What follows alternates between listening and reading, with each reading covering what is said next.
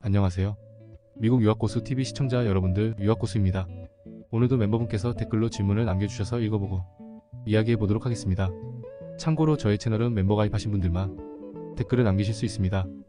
안녕하세요. 유학고수님, 그동안 미국 오고 바쁘게 지내느라 영상을 못 봤는데 텍사스 이주 관련 컨텐츠가 떠서 오랜만에 영상을 보게 됐습니다.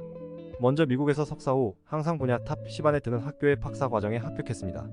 고수님 덕분에 미국 학계의 문화적 큐를 읽을 수 있었던 게 가장 큰 도움이 된 것 같습니다. 졸업 후 제약업계에서 연구하고 싶은데 지금의 학교가 있는 곳은 바이블 벨트에 걸쳐진 지역이지만 제약회사가 거의 없습니다.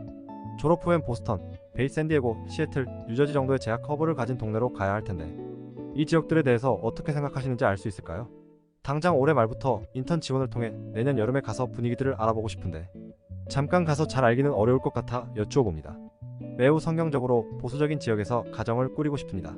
지금 있는 곳이 바이블 벨트 걸쳐진 지역임에도 꽤나 반성경적인 것들을 쉽게 접할 수 있다 보니 걱정이 되네요. 항상 감사합니다. 그럼 답변 드려보도록 하겠습니다. 일단 님을 축복하고 싶네요. 지금처럼 교회가 죽어가는 시대에 믿음을 붙잡고 고민하는 님의 삶의 태도가 너무 아름답습니다.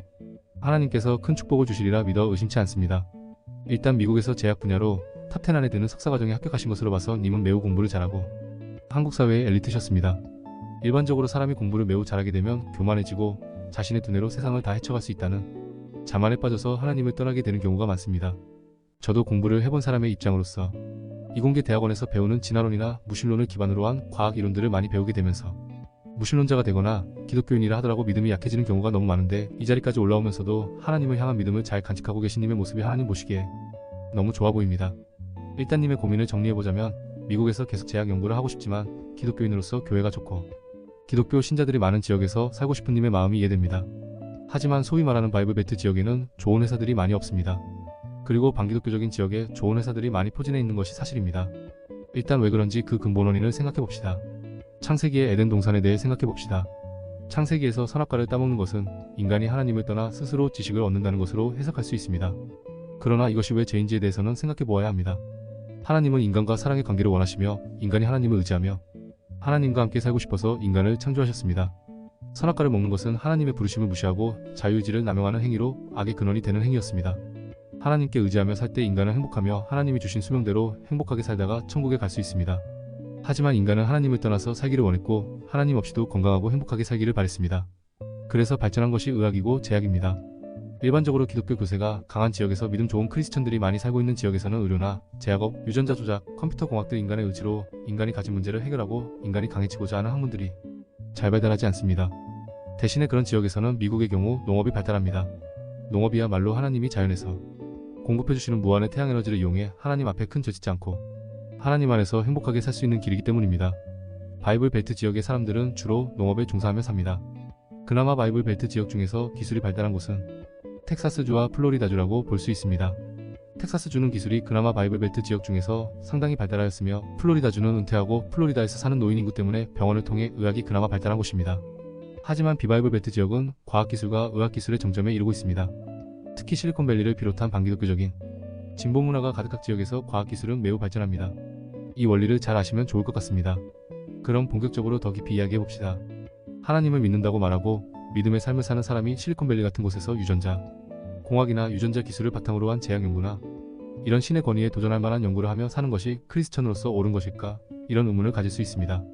실제로 제가 가졌던 의문이며 저는 이것에 대한 답을 듣기 위해 기도하면서 많은 목사님이나 사역자들의 의견을 구한 적이 있습니다. 제가 내린 개인적인 결론은 무엇을 하든지 하나님의 영광을 위해 하면 된다는 것입니다. 창세기의 요셉의 삶이나 다니엘서의 다니엘의 삶을 봅시다. 그들은 악의 제국인 이집트나 바빌로니아에 살았습니다. 왜 하나님은 요셉과 다니엘을 예루살렘의 성전에서 매일 기도하는 제사장들에 둘러싸여 홀리하게 살게 하지 않으시고 그들을 악의 땅인 이집트와 바벨론에 보내셨을까요?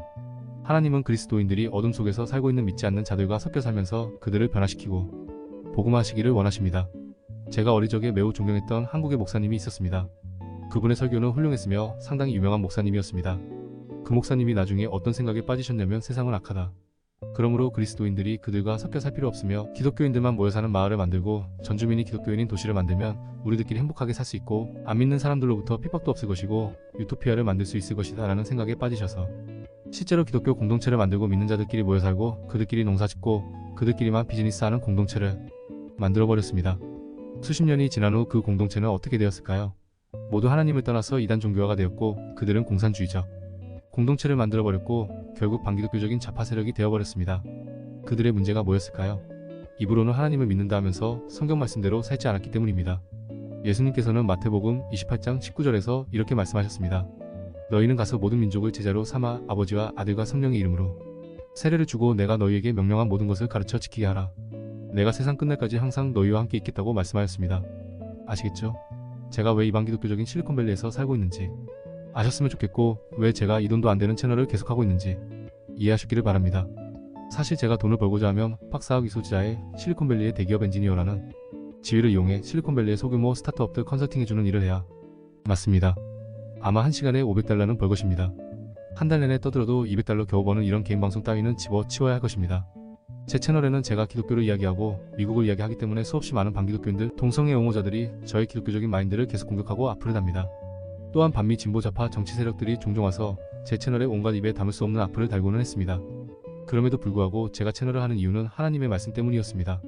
돈도 안 되는 이 채널을 닫아버리려고 한 적이 있었는데 그 주에 교회를 갔는데 설교 말씀이 기독교인들은 돈이 동기가 되어서 무엇을 하는 것이 아니라 성경 말씀이 동기가 되어서 무엇을 해야 한다고 하셨습니다. 그날 저는 채널을 닫는 대신에 채널의 이름을 예수 그리스도의 제자들로 변경하고 채널을 계속 운영하기로 결정하였습니다. 님이 제약을 하는 동기가 무엇입니까? 약 팔아서 떼돈 벌고 잘 먹고 잘 살고 싶다면 아마 그 동기는 하나님이 기뻐하시지 않을 것입니다. 그러나 님의 동기가 반기독교적인 지역에 살면서 선교사로서 그 지역을 복음하고 또한 의료 연구를 통해서 아픈 사람들에게 하나님의 간접은 총이라고 할 수 있는 의학기술과 제약기술을 만들어 아픈 이들을 도와주고 싶다는 마음이 있다면 하나님이 기뻐하실 겁니다. 실리콘밸리의 제 주변 불신자들은 자신의 연봉을 위해 인공지능을 연구하고 컴퓨터를 개발합니다. 그러나 저는 컴퓨터가 세상을 악하게 만드는 것을 최대한 막으면서 세상 사람들에게 컴퓨터로부터 자신과 가정을 중독되지 않도록 막는 방법들을 가르칩니다. 그리고 저는 제 주변 사람들에게 복음을 전하고 이 개인 방송도 하면서 복음을 전하며 사람들을 도와주려고 합니다. 이처럼 마음의 동기가 중요합니다. 님의 마음의 동기가 훌륭하다면 저는 님이 실리콘밸리의 제약회사에서 일해도 무방하다고 봅니다. 모든 것은 마음의 중심입니다. 하나님은 마음의 중심을 보십니다. 사무엘상 16장 6절에서 나 여호와는 중심을 보느니라고 말씀하십니다. 남에게 내가 어떻게 보일지가 중요한 것이 아니라 내가 하나님 앞에 오늘 살아가는 동기가 중요한 것입니다. 제가 최근에 바이블벨트 지역으로 이사 가려고 장기적으로 계획하고 있다고 말한 적이 있는데요. 저는 왜 바이블벨트로 가려고 하는 걸까요?